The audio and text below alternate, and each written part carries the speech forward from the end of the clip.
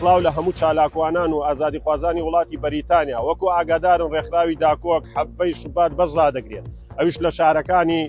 لەندەن و مانچستەر و بێرمیگام و کاردیف حەبەی دوو هەمومان لێرە دەبین بۆ دژایەتیکردنی دەسەڵاتی کوردی یەکێتی و پارتی و ئێمە داوا دەکەین هەموو چالاکوانانی وڵاتی بەریتانیا لە شارەجیاکانە بەشداری بکەن و ئێمە کۆڵ نادەین وەکو ڕێکخراوی داکۆک تا حەقی ئەو شەیدانە وەرنەگرینەوە لە دەسەڵاتی یەکێتی و پارتی و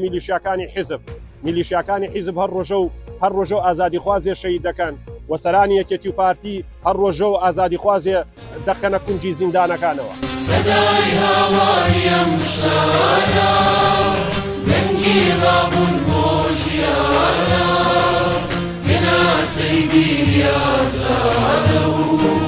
دڵی زیندوی کوردستانە سەدای هاواریم شارە دەنگی ڕابوون بۆ ژیانە هێناسەی بیری ئازادە و